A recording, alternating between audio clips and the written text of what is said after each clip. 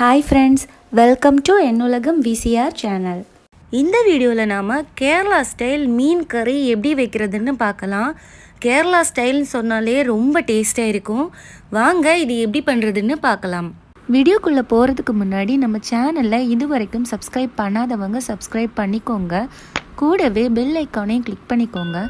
அப்போ தான் நான் போடுற வீடியோலாம் உங்களுக்கு நோட்டிஃபிகேஷனில் வரும். முதல்ல நாம் தேங்காய் ரெடி பண்ணிடலாம். அதுக்கு 1 கப் அளவுக்கு தேங்காவை மிக்சி ஜாரில் சேர்த்துட்டு ஒரு 4 அல்லது 5 சின்ன வெங்காயம் சேர்த்துக்கோங்க. சேர்த்துட்டு 2 ஸ்பூன் அளவுக்கு மிளகாய்த்தூள் சேர்த்துக்கிறேன். அதுக்கப்புறமா 1 டேபிள் ஸ்பூன் அளவுக்கு மல்லித்தூள் சேர்த்துக்கலாம். அதுக்கப்புறமா 1/2 டீஸ்பூன் அளவுக்கு மஞ்சள் தூள் சேர்த்துக்கலாம். இவ்வளோத்தையும் கொஞ்சமாக தண்ணி சேர்த்து நல்லா பேஸ்ட் மாதிரி அரைச்சி எடுத்துடலாம். பாருங்கள், இந்த அளவுக்கு அரைச்சி எடுத்துடலாம். அப்புறமா ஒரு சின்ன எலுமிச்சம்பழம் சைஸ் அளவுக்கு புளியை ஊற வச்சுருக்கேன். இந்த தண்ணியை நம்ம ஃபில்டர் பண்ணி எடுத்துடலாம். இப்போ ஸ்டவ் ஆன் பண்ணிட்டு ஒரு பேனில் 2 டேபிள் ஸ்பூன் அளவுக்கு தேங்காய் எண்ணெய் சேர்த்துக்கோங்க. கேரளா ஸ்பெஷல்னு சொன்னாலே தேங்காய் எண்ணெய் தான், அதனால இதை ஸ்கிப் பண்ணிடாதீங்க. சேர்த்துட்டு ஒரு 1/2 டீஸ்பூன் அளவுக்கு கடுகு, 1/2 டீஸ்பூன் வெந்தயம் சேர்த்துக்கோங்க. அதுக்கப்புறமா ஒரு 10லேருந்து 15 போல் சின்ன வெங்காயத்தை கட் பண்ணி இந்த மாதிரி சேர்த்துக்கோங்க. சேர்த்துட்டு கொஞ்சமாக கருவேப்பிலை சேர்த்து இதை நல்லா நம்ம கலந்து விட்டுடலாம். இப்போ நம்ம இஞ்சி சேர்த்துடலாம். இஞ்சி ஒரு சின்ன துண்டு இஞ்சியை இந்த மாதிரி கட் பண்ணி சேர்த்துக்கிறேன். அப்புறமா ஒரு 6லேருந்து 7 பூண்டு பல் எடுத்து அதை இந்த மாதிரி கட் பண்ணி சேர்த்துக்கிறேன். சேர்த்துட்டு இதையும் நல்லா கலந்து விட்டுடலாம். அந்த வெங்காயம் நல்லா வேகட்டும்.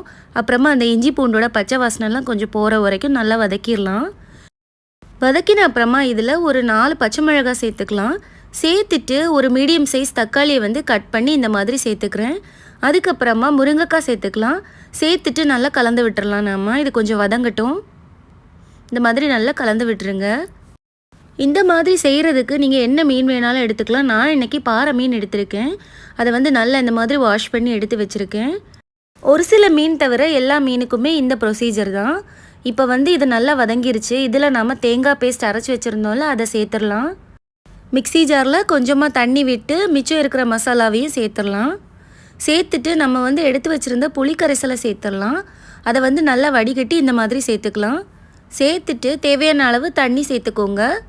ரொம்ப உங்களுக்கு திக் கிரேவியாக வேணும்னா கம்மியாக தண்ணி சேர்த்தா போதும். ஆனால் மீன் குழம்புனாலே கரெக்டாக அந்த தண்ணி இருந்தால் தான் நல்லாயிருக்கும். சேர்த்த அப்புறமா உப்பு தேவையான அளவு சேர்த்துக்கோங்க. சேர்த்து லைட்டாக இதை கலந்து விட்டுறலாம்.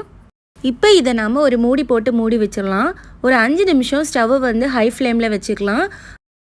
இது கொதி வர ஸ்டார்ட் ஆனதும் ஸ்டவ்வை நம்ம மீடியம் ஃப்ளேமுக்கு மாற்றிடணும். அப்படி இல்லைன்னா கறி பொங்கி கீழே கலைஞ்சிரும்.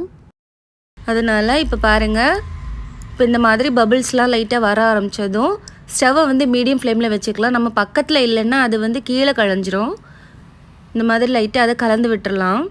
கலந்துட்டு ஒரு 5 நிமிஷத்துக்கு நம்ம மீடியம் ஃப்ளேம்லேயே வச்சிடலாம்.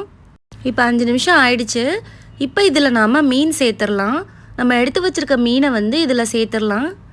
மீன் சேர்த்துட்டு லைட்டாக அதை கலந்து விட்டுடலாம். இனி இதை நம்ம ஹை ஃப்ளேமில் வச்சு வேக வச்சு எடுக்கலாம்.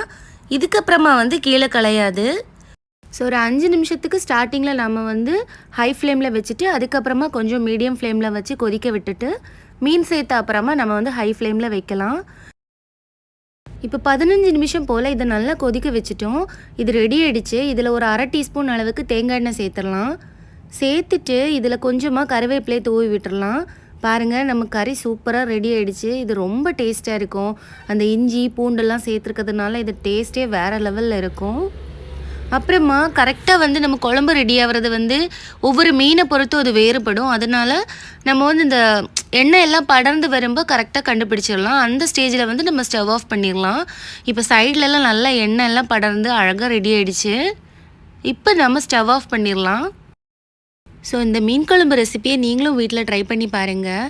ரொம்ப டேஸ்ட்டாக இருக்கும். எப்பயும் ஒரே மாதிரி செய்யாமல் இந்த மாதிரி கேரளா ஸ்டைல் மீன் குழம்பு ஒரு தடவை செஞ்சு பாருங்கள். செஞ்சு பார்த்துட்டு எப்படி இருக்குன்னு எனக்கு கமெண்ட் பாக்ஸில் சொல்லுங்கள். இந்த ரெசிபி உங்களுக்கு பிடிச்சிருந்தா என்னுலகம் விசிஆர் சேனலை சப்ஸ்கிரைப் பண்ணுங்கள். கூடவே பெல் பட்டனையும் கிளிக் பண்ணுங்கள். அப்போ தான் நான் போடுற வீடியோலாம் உங்களுக்கு நோட்டிஃபிகேஷனில் வரும். தேங்க்யூ.